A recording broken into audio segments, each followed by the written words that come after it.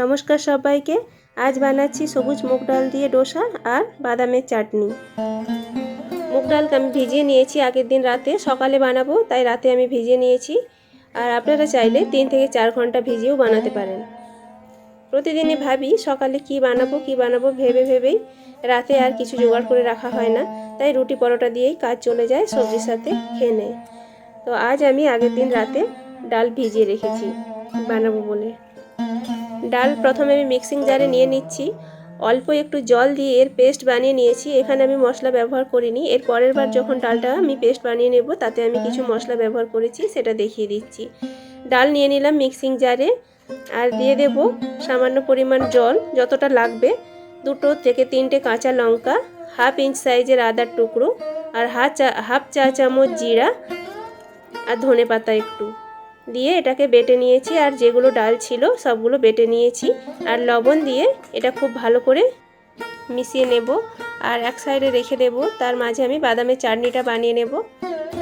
বাদামের চাটনির জন্য আমি বাদাম ভেজে রেখেছিলাম, এর খোসাগুলো ছাড়িয়ে নিয়েছি, মিক্সিং জারে দিয়ে দিলাম। তারপরে কাঁচা লঙ্কা আর রসুন 2-3 কোয়া, লবণ আর সামান্য জল দিয়ে একটা পেস্ট বানিয়ে নিলাম।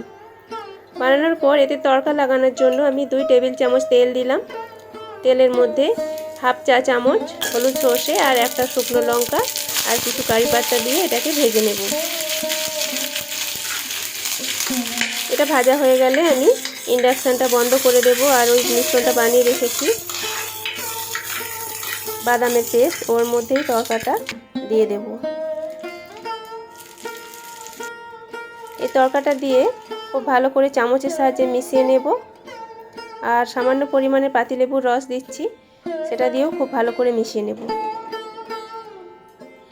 তারপর ডোসা বানানোর জন্য আমি তাওয়া গরম করে নিয়েছি। তাওয়াতে সামান্য তেল দিয়ে জলের ছিটা দিয়ে তাওয়াটাকে ননস্টিক বানিয়ে নিলাম। এটা আমার ননস্টিকেরই তাওয়া, কিন্তু অনেক দিনের তাওয়া, যাতে ছেড়ে যায় খুব ভালো করে, তাই জন্য এটা করেছি। এবার একটু ব্যাটার দিয়ে স্প্রেড করে নিয়েছি। প্রথমবার তাওয়াতে অনেকটাই তেল দেওয়া ছিল, তাই জন্য এর উপরে আর তেল দিলাম না, এমনি উল্টে পাল্টে ভেজে নিলাম। আবারও ব্যাটার দিলাম, ব্যাটার দিয়ে এইভাবে স্প্রেড করে নেব। আর স্প্রেড করা হয়ে গেলে এর উপর দিয়ে হাফ চা চামচ বা 1 চা চামচ তেল দিয়ে দিচ্ছি, খুব সামান্য পরিমাণে।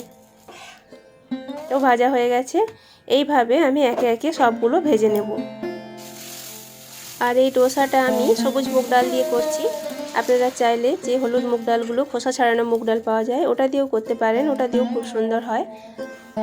আর এখানে চাটনিতে আমি বাদামের চাটনি করেছি, আপনারা চাইলে টমেটো চাটনি করতে পারেন, রেড চাটনি ভালো লাগবে, টমেটো আর শুকনো লঙ্কার চাটনি, ওটা দিয়েও খুব ভালো লাগে।